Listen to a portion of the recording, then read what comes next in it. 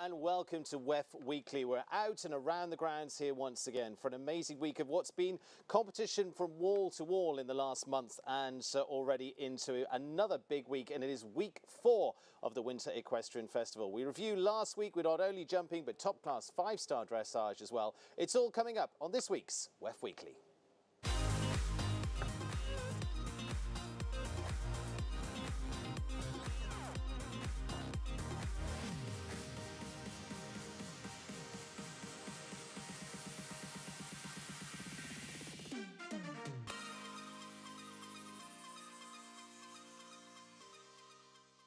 Welcome back, and it is sun shining, a little bit chilly here in southern Florida right now, but we are back, and I'd like to say LeMieux are our presenting sponsor once again this week for WEF Weekly. Worn by the best, they lead the way in saddle pad innovation, comfort, performance and style, trusted by top riders worldwide. Visit their website www.lemieux.com, and it is worn by the best.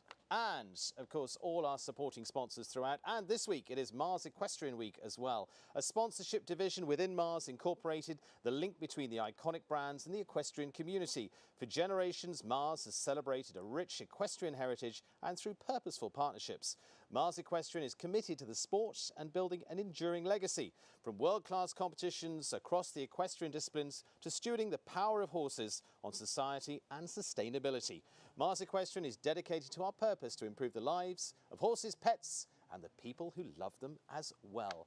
Loving our live streaming right the way throughout the season as well, and bringing it to you is Dodd Technologies, engineering extraordinary experiences since 1983. Discover how to elevate your sports, entertainment and corporate events at doddtechnologies.com. And, of course, brought to you each week, our live stream supported by the USEF as well, supporting sponsor of our live stream in part with support from the US Equestrian Federation and the USEF network as well. A wonderful lineup of supporting sponsors throughout that bring you all the great competitions throughout the Winter Equestrian Festival. And last week, a little look back to the NetJets Grand Prix as well, but also on Saturday night, it was recognition too of first responders, of military and veterans, all taking their centre stage before the Grand Prix as well. So it added its own special theme to last week's competition too, and great to honour those all around the grounds, and many getting to meet them as well and see some of the work they do, and be involved, of course, with our local Sheriff's Department too here at Palm Beach as well. A wonderful honouring night here at the Winter Equestrian Festival, and Welly getting involved there as well, just in the back alongside our DJ on the night. So lots of music, lots of entertainment, and lots of great faces there as well that also help make our show happen here too. Well, making it all happen around the rings this week have been lots of our officials and lots of those getting involved, and there's been lots and lots of competition over the last 7 days as well. We're going to reflect on a little of that, and heading out around the grounds has been Lindsay Brock. Lindsay, where are we up to? What's been going on? Thank you, Stephen. Starting off in the amateur owner hunter divisions, Lexi Maunis and Rindy Dominguez both swept champion and reserve titles in their respective age groups at the 3-3 height. At 3-6, Melissa Jacobs riding Chaplin and Sheila Motley aboard Way with Words each took their respective tricolors. In the professional hunters, Jennifer Hannon had a banner week, taking home 4 division titles. After 4 weeks of competition, leading hunter rider standings have been released, with Victoria Colvin taking a 400-point lead over Scott Stewart on the professional side. And in the junior amateurs, Lily Herzog has a narrow lead over Parker Peacock, with only 23 points separating the two. In the jumper rings, qualifying began during WEF 3 for the Young Jumper Series final. In the Loves to Future Challenge 7-year-old division at 1.30 m, Richie Vogel rode Justine Kay for owner JR Show Stables to 2 wins to take the championship. Finals for young jumpers at 3 different heights will take place during WEF 10. That's it for what was happening around WEF during week 3. Back to you, Stephen. Thank you very much, Lindsay. And that's what's been happening around the grounds. We focus in on what's been happening in the international arenas. And I say arenas because it was 5-star dressage last week as well. But focusing in on the jumping ring. First up, I have 3 fabulous guests who've been flying along in the last few weeks as well. Starting first, Marilyn Little, Pan Am gold medalist. Marilyn, you have been in great form. Enjoying the first few weeks of WEF? Absolutely. We've got some great horses, some fantastic new students that have been a ton of fun, and some great support. So good team that I've come with. It's been really great to hit the ground running. I hope that it carries on. And you've been running. We're going to show some of that running around here in those jump offs as well. Chris Pratt, I'm delighted to say, joins us as well. Canadian international rider. Chris, it's great to see you on top here as well. Thanks for having me. You've been having a wonderful few weeks. Yeah, super. As same thing. I've got some nice horses going, and it's nice to be back in the big ring. And yeah, I'm really excited for the rest of the circuit too. We're going to talk Ideal a little later on as well. And an ideal start to the season for Lily Keenan.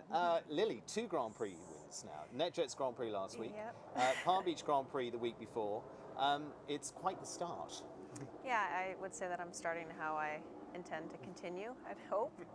But of course, the way you begin always matters. And I have an unbelievable team of horses right now. Some newer horses to me, and then some of my older partners that I know pretty well. So yeah, I've diversified my string, and hopefully it keeps going this way. One of which, of course, was Faster, that was top of the NetJets Grand Prix, which we're going to talk about in a few moments' time. We've got a few shots from last Saturday night as well, from that NetJets Grand Prix as well. It really did take off in a big way. An exciting finish to that as well. But again, lots of entertainment, lots of fun, and some really good top-class combinations in the lineup as well. With our top 3 finishing there with Lily at the top. With Faster. We saw also, we'll see a little later, the round of Shane Sweetenham and Rural Jura, and there Tyser Owen with Hialeah B, her Olympic ride as well, that was finishing in 3rd. Chris finishing in 4th place, took that in just a few moments' time as well. But a fantastic night that really leads into the next few weeks, the big 5 stars as well, and the NetJets Grand Prix. Still always feeling like a 5-star attraction all the way through, and there the winning ride, but we've got more on that in a few moments' time with Lily. In fact, why don't we just go straight to it? Have you watched it back yet? Yes, I've watched it back a few times. A few times. A few times. You don't get to do it again. No, I mean, not the exact same. Hopefully I can do it again. No. Let's take a look with Faster. Of course, your winning rounds from Saturday night in the NetJets Grand Prix. I'll let you do the talking here. Talk us through it. Yeah, so 1 to 2, I did the leave out in 8 strides. I've really been working on my rollbacks. I think I've lost a couple Grand Prix because in rollbacks I'm not gutsy enough. So I think I was pretty gutsy there. I think my training has paid off a bit. Then you have a run down to BC of what was a triple combination. This was I called it a line. I walked it as a number in 8 strides, but it was really another rollback. And then you had to gallop all the way over to the side of the ring to the plank, which was a little bit of a funky angle, to then hook left. And then I did 11 strides to the last, which was pretty far away. But then in hindsight, I realized that Shane did 10, and I'm not sure how he managed to get there in 10. But yeah, it proved to be just enough. We're going to have a look at his round in a little bit, but there we see how it was almost played out. Shane Sweetenham was still to come. At that point, you said there, Lily, you've been working on your rollbacks. You obviously, and like all great sports people, you watch back what you do and go, of course, how do I build on that? What have you done on that? So I tend to hold in the corner, especially when I'm trying to win a class and I don't want to knock a jump down. Yeah. I can hesitate for a second, and that millisecond will lose you the class. And I've been 2nd and 3rd a lot in the past year, which is great, but I'd obviously rather win, and in order to stay in the sport at a high level, you have to always try to keep getting better. So I walk the rollbacks. I actually walk a number around that full turn, and I try to force myself to push forward before I see exactly where I am. And when you have a horse like Faster that turns so quickly, and I know him so well, I've ridden him, this is going to be the 8th year for us together, it's a little bit easier to take that kind of risk and trust that the horse is going to figure it out. So has that been a sort of, if you like, physical thing or mental thing? Both. Yeah. Physically, I have to change a little bit my ride, but what would be holding me back is a mental kind of doubt. If you have any doubt, you're going to lose. And if you at least believe, it might not work, but you also might win. So it's worth the risk. You can go down fighting. Exactly. You started off, and we're going to go back on them in more detail later, but with 2 Grand Prix wins this season, it's obviously helping with the confidence there. For sure. I mean, when you're doing well, it improves your confidence, and then when you're confident, you're going to do well. So it feeds into itself. But it's unrealistic to think that it's going to just keep going that way without hiccups. In this sport, you're going to lose a lot more than you win, and you have to just accept that, but keep trying to win. And it's also why I take so much time to really plan out the season. I'm working backwards from the World Equestrian Games and trying to figure out when I peak each horse. The National Grand Prix that I won with Highway, that was the first week that I took that horse to a horse show, and only the 2nd class that we jumped. So obviously that was kind of gutsy that I did that, but I knew that the horse was a winner, and I'm trying to make most of the time that we have together and be smart about the classes that I enter each horse in. Marilyn, talking gutsy running, I mean, you've ridden eventing as well. You were a gold medalist at the Pan Am Games, but how does that translate into both sports? Because going cross country and going into a jumping round here, mentally, where does that put you? You know, I think probably the more terrifying part is going down center line for the dressage. Yeah. I mean, talking about like I agree. 7 minutes of terror. There's nowhere to hide. No, actually, you know, anytime you're trying to perform and produce a personal best, there's always a huge amount of pressure and stress in that. You just have a little longer to make things happen out on the cross country course, or to try to save a situation. A lot more can go wrong, but you know, the jump offs they happen so quickly. It's the level of focus is the same. The partnership with the horse is the same. It's just a different game, but you've essentially all the fundamentals are there. Just different rules, different game. Different rules, different game. Playing the game as well on Saturday night was Shane Sweeten. Chris, I'm going to get you to have a little look at this one. Shane Sweeten's round with the 9-year-old rural juror, because I know you're pretty familiar with his team as well. Sure.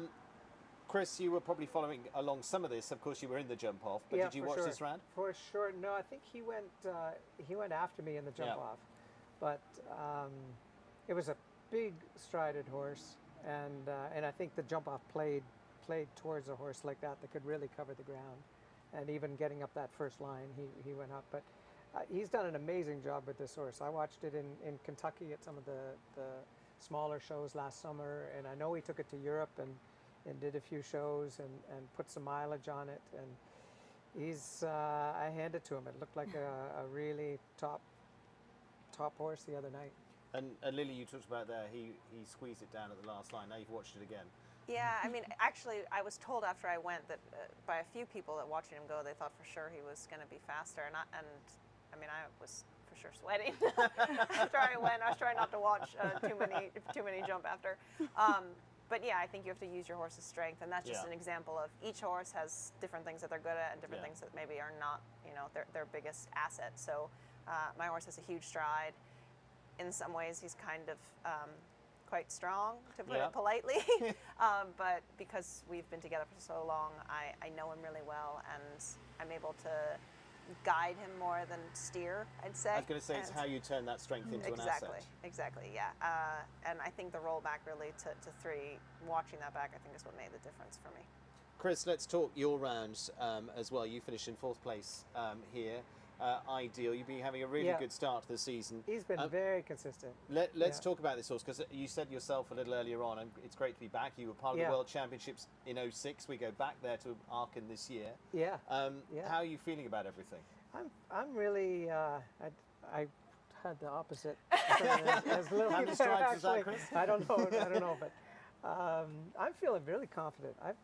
This horse just keeps, you know, answering the questions. I was a long way from that oxer, and he picked up, and he really tries his hardest. I didn't count the number to the last 4, 5, 6. 10, You're 11, pushing the whole way though. I did 13 as fast as I could. The old shoulders were going there, Chris. Yeah, that's right.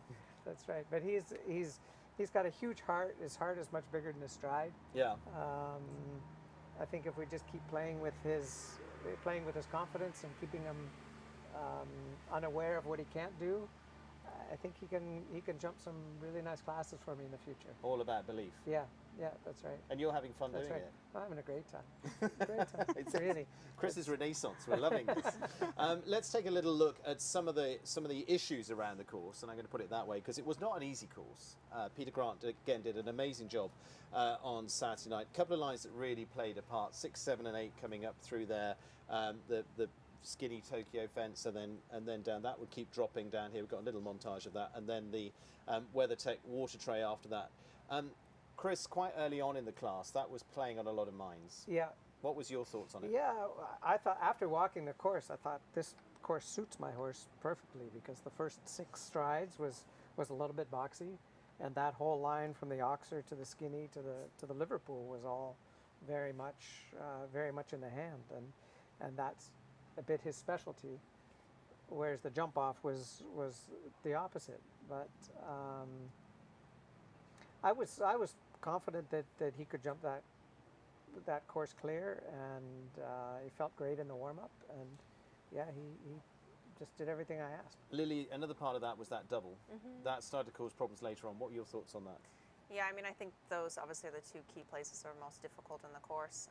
Having that first line away from the in-gate in a straight line where you have no way to adjust by using track, that's always difficult. And then to finish going away from home with a flat distance to a double verticals that's set a little on an angle. The horses, one, think they're done because you can see there that it's 13A and B, so they think that they're done after 12.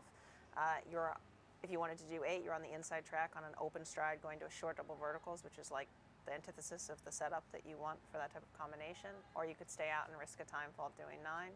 So I think it's a combination. The horses are a little tired. They think they're done. The riders are a little bit over it at that stage. It was a long course. And yeah, you flatten the stride quite a bit. So now you're going to have an exercise that's really about balance and collection and going away from home. Say Peter Grant doing a great job. Marilyn, what was your overall assessment of the class? Well, it really wasn't my night. It didn't go my way, but that's sports sometimes. You know, I thought when I walked it, I actually thought it might be a little bit bigger. I was a little bit surprised. I thought that some of the fences didn't really seem as massive as I expected for week 3. But those rails just kept coming all over the place, and it was really the very confirmed pairs and partnerships that you saw pulling off the clear rounds. Anytime Lily pulls out faster, you know that she's taking a serious shot at it, and it's like I think it's like this is the bullet that I choose, and she's probably like there was no chance, man. It was never gonna happen. You're playing for places. Absolutely. It's how it goes. But what a great place to be in that position and have a partnership like that. That type of course really tests that partnership. So it was a really exciting class to see, and I thought the jump off was, it was brilliant. And he did get a lot of rails, but he got them all over. Yeah. All over. It started to spread out in the end. We were having a bit of Heartbreak Alley early on, and then it sort of switched in the second half. And that can happen as you have the opportunity to watch more and more go. You get a little smarter. You have an advantage to go later. You always hope that you get to go after the drag break. You can really take advantage of that first section. So I think the riders had a benefit there. Yeah, it was really well done. I was talking to Aaron Ballard when we were walking the course, and I said, you know, I hate to say this, but did you think it would be bigger? And she said, yeah, but he's really tricky. You got to look out for him because he's really tricky. He's very clever, and he got a great result. You mentioned there you've got to be in a good position. The way we do it here now in Wellington is the Grand Prix qualifier counts towards the Grand Prix, so you go in reverse order. Now, the winner of the Grand Prix qualifier last week and the speed class on Friday was Bertram Allen. The Irishman had returned and in flying form, so he got 2 wins on the cards last week as well. Just to remind you of who was in the winner's circle last week too. Bertram on flying form with Eddie Blue in the qualifier.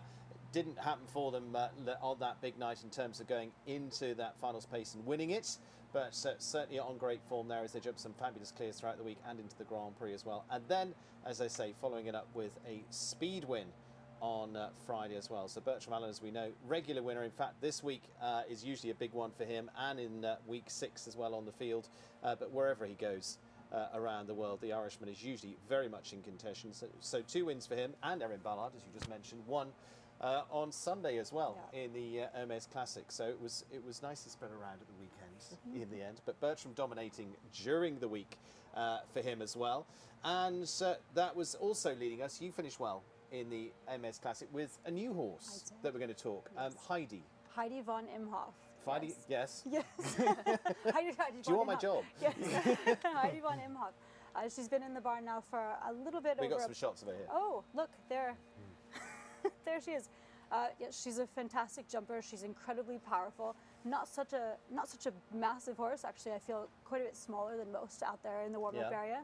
It's a little intimidating at that moment until you come down to the jump, and she absolutely fires. So, really controlling all the power, especially coming from a position where she had a rider that was much stronger, much taller, much bigger than I am.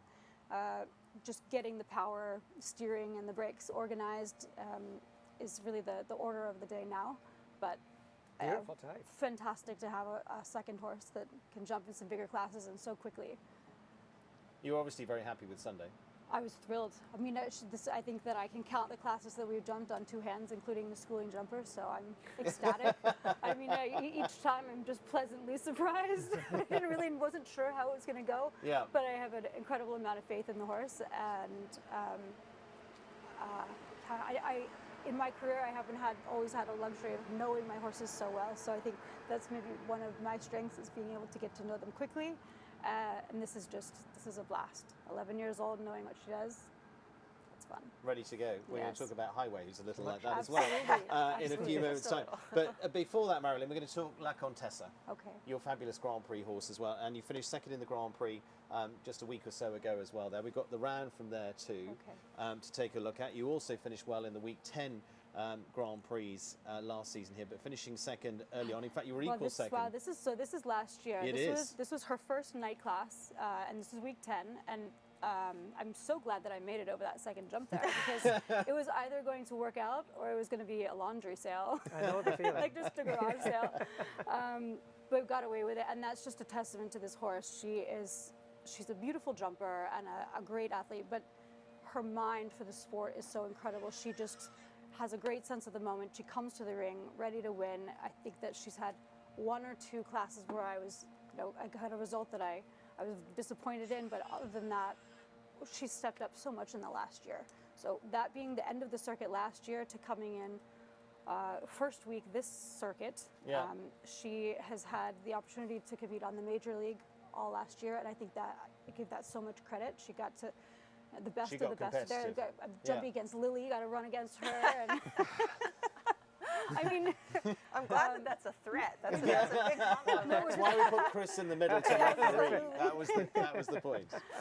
And we've got a little of her from 2 weeks ago as well in the Grand Prix here. But again, I was commentating on Saturday night, and Carly Anthony said how much she loves watching that horse as well, like Contessa. Well, What's so special about her? I think it's her mind. She's so in the moment, and she knows the mission. She comes to the ring. She knows when it's time for the jump off. She wants to go clear. She'll give her heart just to not touch anything. Just a great sense of the moment. Super intelligent, and you can't take it away from her. I mean, she's just a great competitor. And over the last year, she's developed so much, being in great competitions against great horses and riders, jumping courses from great designers, has really made the difference. I had 5 months of great mileage, and I got to walk in here with a horse that I felt like I could take a fair shot on. And I have, like Lily, I seem to have been second and third and fourth a lot. So I keep getting a little faster and a little faster, not fast enough, but hopefully we'll get there. I felt that in that first Grand Prix, I really didn't get the handbrake taken off. It just wasn't coming up right. There was probably one less in a few places, and that's where I lost it. But week 1, she missed the flight out to California because we had some issues with the flights at the last moment. So I meant to give her a break after Silo Ridge in October, and then it ended up being a 3-month break, which is a lot. Yeah. And especially for a young horse, and trying to get her fit again. And I was really impressed with her performance week 1, and hope to find that rhythm again. You're excited again to get going again. And as you say, we've got a lot coming up over this year and the next few weeks as well. So you'll be looking at where you place after that. But she seems a very special horse. She is absolutely special. And the pressure with that, to do the right thing for her, knowing that she tries so hard every time she goes in. With a mare like that, you've got to be so careful that you don't show her what she can't do. I believe that she can do absolutely everything, but it's my job to try to plan things appropriately and take the right risks and the right shots, and sometimes not take them, so that I protect her confidence, because when I call on her, I want her to say, absolutely, I've got this, and keep giving everything that she does, like she does. And what's she like in the stable? Oh, she's a diva. Oh my gosh. She's just like, it's exhausting. It must be hard being Contessa. She is a diva. She has to have everything exactly right, and she has a wonderful team behind her, which is so key, to have the people in the barn around the horses that help them be exactly who they want to be on the big day. And I'm lucky to have that, and so is Contessa. But she's eccentric. Like, I think that most great horses, if they're going to be great or they are going to give you everything, there's, maybe they have some eccentricities that come along with them that you just have to tolerate. And I don't know if we allow those to further and grow because we make excuses for them, or if they have them because it's just something that comes along with great horses. They're great horses, great they have talent. a tick here or there. There's always something Yes. that makes them special. But they're usually used to their advantage then, as you say. It's one of those things. Well, if you watch the warm-up area, you might take issue with that. I'm not sure. It's always to your advantage. I mean, occasionally you see some moves and some riders. It's a real lesson when you watch the riders' faces. Yeah. You don't want to upset the apple cart on a Saturday night, and you see some of the ticks or the eccentricities, and you just see the riders deal with them so well. And it's a real lesson in composure and choices and horsemanship, and I always get a kick out of that. I'm usually one of those people that's on the green one with feeling the pressure, we'll put it that way. Excellent. Looking forward to seeing more of her later in the season as well. Lemon is next to you, has no eccentricities at all. Lily, you were smiling away at that because horses are horses. They have personalities. Yeah. Let's talk your horses as well. We've got a few highlights from week 2. Initially, of course, with Highway. You haven't had a chance really to find out too much about Highway, but you've seen this horse so often. You've tried it. You've done all the things you need to. As you say, this was your first show together, but you were both ready to go. Yeah, obviously he's a stallion, so he was in quarantine here in America for a month, and that gave myself and my team some time to actually get to know him in not a pressure environment, which is actually maybe a blessing. He's an incredibly talented but also intelligent horse. Willem Greve produced him since he was 5 years old, and he obviously worked the horse beautifully. He's wonderful to ride, but he also taught him to win. He won the Dutch Masters. Exactly. Yeah. So when you get to ride a horse that has the accolades that one does before, you just really want to rise to the occasion and ultimately not get in his way. It's fantastic to see the combination together. Looking forward to many more Grand Prix. We've got the big 5 stars coming in the next few weeks. Yes. I'm not going to ask too many questions because everybody likes to keep their plan as they want to keep their plan. Let's also, as you say, just take a little look from Saturday night and from you were winner of the MS class on week 1 as well. Yes, on the Sunday afternoon too. Yes. But it was mentioned a little bit earlier on. You've got a really seriously deep string right now. Touching wood. Yeah, sitting touch here. wood. I have been working for years to really build a team of horses. Right now I have a little bit of an older group that's more experienced. For example, Fastener being kind of the highlight of that, and then also Argan de Belliard. I've had those horses for a number of years. Yeah. They know their job. Highway really adding to my string. I don't know him super well, but he knows exactly what he's doing. Yeah. And then I have a little bit of a younger group. So the horse that won that Hermes Classic, Chagrin de Moor, he's now 9 years old. He won the Youngster Cup in Aachen last year as an 8-year-old. So that was really an early highlight for him. That was definitely the biggest event he had ever jumped, and to that point, and it really confirmed for me that horse's future. And I'm really excited about him, so I have to kind of force myself to be patient and not push him too fast too soon. So I'm in a really privileged position to have the depth, and that doesn't just like happen by luck or overnight. I've been really planning that, trying to get young horses over the years and build that string. And we've talked a lot about Kent Farrington's string at the moment in the same way. It's not been an overnight. You look at anyone that does that. Chris, I'm going to talk to you about yours in a minute in the same way, but it's not 5 minutes, it's 10 years. Yeah, and you also have to know that even when you're on top and you have that super horse, you can lose it like that. Yeah. So you need to be thinking about next year and the year after, and then 4 years from now. And if you want to go to championships and sustain success over time, you want to enjoy the moment, but you also can't forget that you're going to have the next moment and the one after that. You're as good as the last one. Exactly. Chris, good last moments for you as well, finishing 4th in the Grand Prix there as well. But it's been a really good run for you. You're top 5 in the Grand Prix on week 2 as well. You finished 2nd in the Grand Prix qualified back here in December. Talk to us a little bit about the string and Ideal ES right here. I've got, besides Ideal, who's 13 this year, I've got a super nice horse named Lollipop. Yeah. I've just been jumping I on the love the grass. name of that one. Jumping on the grass ring. He was clear with the time fault in the Grand Prix last week. Clear in the qualifier.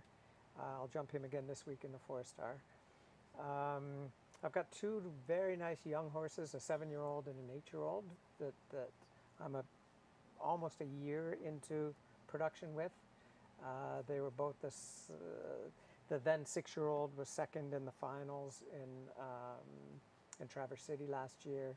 The 7-year-old won the 7-year-old finals. So those are, like we talk, ones that we need to build up, and we need to, take all the necessary steps to get up to that higher level. And there's another, I have a little bit older mare that's jumping some of the bigger classes, who's got all the quality, has all the talent. She just needs a little bit of figuring out and to build a good relationship with her rider.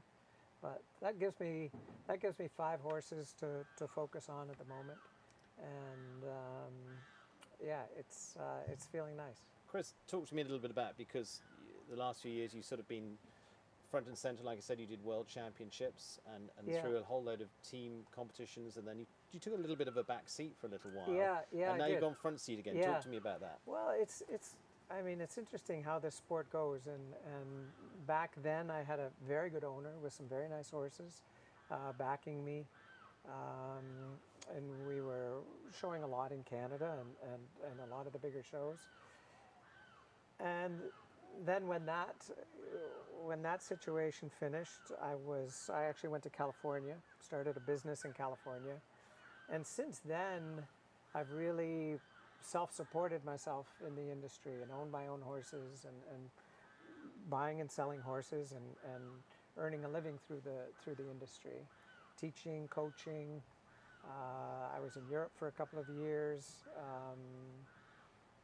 When I first came back to the U.S., that's when I worked with Shane Sweetnam, and I was mostly coaching. And he had 8 or 10 students that were doing the FEI classes, so he brought me in to help coach. And I love training and I love coaching, and that's I feel that I'm good at that as well. I'm a big fan of the sport, and I really like to figure out all the details of the courses and all the problems we can run into. And actually, I was training a rider with this 2 of the horses that I'm riding now, and I came in as his coach. He decided to change his direction in life. The owners of those 2 horses asked me to ride the horses, and I was thinking, well, I'm mostly coaching and I'm mostly training right now, but I'm not that old yet. Let's go. I got a few good years. This is the great thing with this sport. There's still time. Yeah, There's always time. Exactly, it's fine. Exactly. So I said, yeah. So we reorganized. They had 8 or 10 horses, and we're down to 5 or 6 horses now, and got some nice young ones, and sold some of the other ones as amateur horses. But this is a time where I can really take everything that I've learned and that I've seen through my career and put it towards not only producing the horses to that level, but riding at that level back in the bigger ring again. Is it easier when you're a little bit older and you've had that experience? Do you look back and I go, don't know. He doesn't mean getting out of bed in the morning. No, I mean, I jump out of bed in the morning now. I think it's much easier now for some reason. Yeah. I don't know. In past years, I've always had the big business running that takes a lot of your attention in other directions. This is the first time that I can really put my focus. I do a little coaching, I do a little training still, but I can really put my focus. If I need to ride a horse for an hour and a half, I'll make an hour and a half to ride that horse. I don't have to go and be at the ring there or be there. So I'm enjoying that process, but I would say it's easier now, Stephen. Yeah, work's fun. Yeah. Work is fun. It's meant to be fun. Yeah. It's not easy, but it's meant to be fun. Yeah. Marilyn, I mean, you've been through championships, as I say, you've been through 2 different disciplines. Do you look back and go, if I could tell myself something from 5 years ago? And 5 years ago. Oh my goodness. How about 25? I was thinking. I think I've been coming underneath that bridge for 30 years now. Yeah. Which is longer than a minute. Been a lot of different riders in those 30 years, and I think that experience is probably one of my greatest assets. I've made a lot of mistakes. I've done a lot of things that I'm proud of, but a lot of things that I wish I had done better. And tried to be the rider that has taken those opportunities to fail forward and say, all right, well, we can come again. Resilience is key.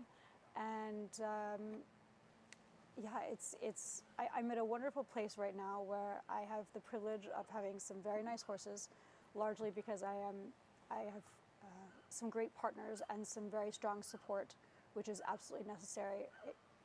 Riders are always going to, we always need more horses. I know that I do, and building my string has been a real focus for the last, gosh, for my lifetime. Yeah. I think, but right now I do have some good ones and some great people behind them that are really interested in and have fallen in love with the sport. The LeMieux family are new to show jumping.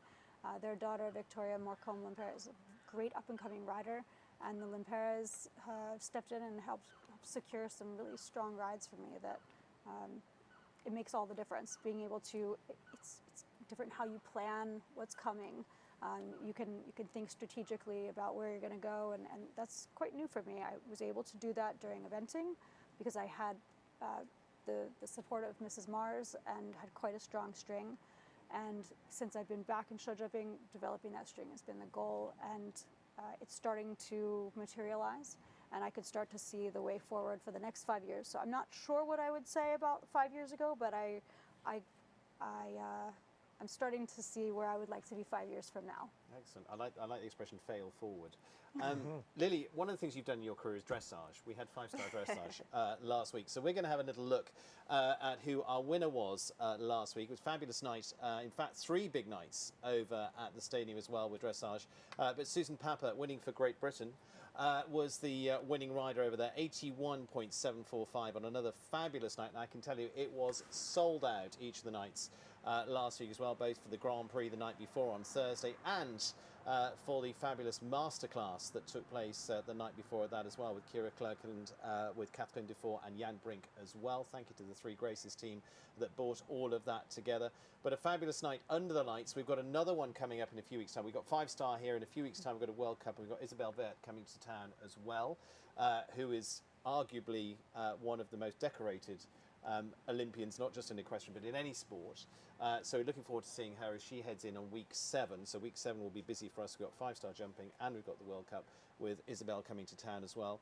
But Susan finishing top there. Congratulations to her, ahead of Anna Marek, who was on 76.435, the US rider in second, with Fairville, and Sweden finishing in third with Caroline Decour. But Susan there finishing with the music of Tom Jones, was rocking it over at the dressage. Lily, you going back to dressage at any point for a little go? You probably Maybe. have got time now. I don't have time right now, but I wouldn't close the door. Looks more like barrel racing out there right now. You Closer to I barrel haven't racing. tried that than yet. Maybe I dressage. should try I don't know. that. I feel like we could put barrels out there at the rate of speed that you're turning and burning. You're the one amongst us that can go and do the dressage test. Absolutely nailed Oh, it down. I've seen her do it too. Don't be So fooled. great. Let's see who's been doing well around the grounds, because we've got all our leaderboards of who's leading what at the moment. Let's go in with our leading lady rider to start off, and that's presented by Martha Jolicoeur. Let's go in there. Natalie Dean just ahead of Lily Keenan. We'll probably sort that out soon, Lily. Just hope so. creep ahead of that one. Nina Malavey, you're of course the winner of that. Nina Malavey finishing in third at the moment. Jess Mendoza in fourth, and Erin Ballard top 5 at this stage. International. Leading international rider. Let's take a look at that as well, presented by Mike Smith, and it is Lily Keenan at the top. That's there. interesting. There you go. And I'm looking at how much you've won already this season, but we'll keep totting that up. Birch Mallon in second, Shane Sweetnam in third, but Lily leading that $25,000 prize presented by Mike. But good luck to her for the rest of the season. Let's take a look at Rushy Marsh Farm. Don Little Masters, our experienced riders there. Camille is still leading over there by just 1.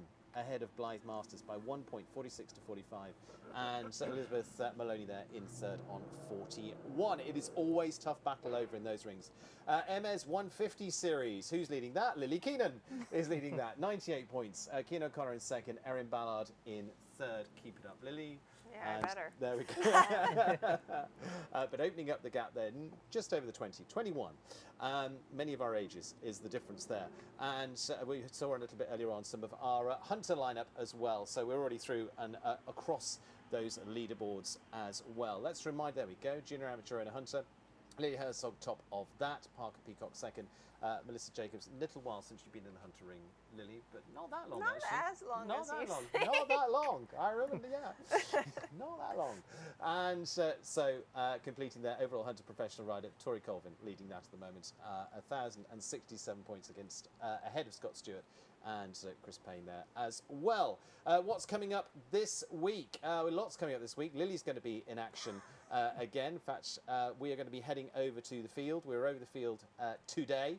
We're back there tomorrow, the $116,000 Adequan Challenge Cup, part of our Mars Equestrian 4-star week here as well. That is coming up as part of tomorrow's lineup as well. Also, we've got our usual speed class coming up as part of that. Saturday sees us, there we go, into our Mars Equestrian 4-star Grand Prix. Going to be on Saturday during the day. Don't get confused of what's happening on each of the days, because slightly different. Mars Equestrian Grand Prix takes place during the day on the grass. In the evening, it is the Great Charity Challenge, which is always lots of fun, raises literally millions for local charities here as well. That is Saturday night, so don't tune into the Grand Prix for Saturday night, tune into the Grand Prix for the afternoon.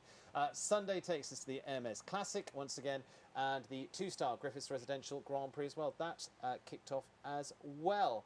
A reminder that you can stay in touch with us too.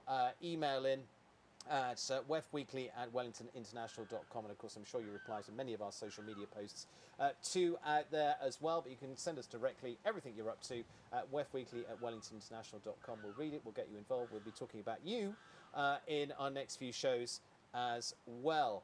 And it remains to say thank you to my lineup here. Lily, leading the way so far. Good luck Thank you. for the coming Thank weeks. you. Great start to the season. Chris, looking forward to more from you as Thanks, well. Stephen. And Marilyn, fantastic stuff. Thank you. Really looking forward to seeing, as you say, just knocking on the door. There's a win coming on the edge, but it's been a brilliant start. La Contessa at Super Horse there, really excited for that. And you'll be looking after Lemon for the next few minutes as well. A little small for me, but remarkably well dressed. Exactly, in a lovely, I'm calling it raspberry. I'm not sure what the colour is, but raspberry down there.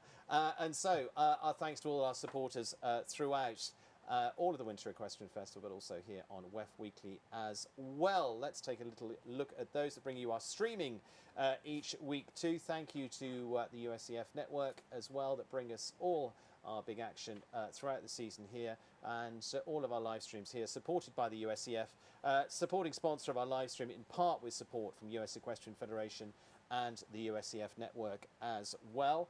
And all the way through the season, Dodd Technologies are powering us along, engineering extraordinary experiences since 1983. Discover how to elevate your sports, entertainment and corporate events at doddtechnologies.com. And of course, coming into our presenting sponsors here this week as well. Thank you to Dodd, but to Mars Equestrian, the sponsorship division within Mars Incorporated, the link between their iconic brands and the equestrian community as well. For generations, Mars has celebrated a rich equestrian heritage, and through purposeful partnerships, Mars Equestrian is committed to the sport and building an enduring legacy as well, from world-class competitions across all equestrian disciplines to stewarding the power of horses on society and sustainability. Mars Equestrian, dedicated to our purpose to improving the lives of horses, pets and the people who love them as well. Loving all the action and loving our guests each week, and loving it all because it's brought to you by LeMieux as well. Thank you to them too. And they lead the way in saddle pad innovation, comfort, performance and style, trusted by top riders worldwide as well. And you can head to their website too to find out more. Thank you very much to my guests this week. Good luck to them all. They've been stars already. We've got so many more weeks to shine in. So many. Yes, so many more weeks to shine in yet. We're looking forward to that.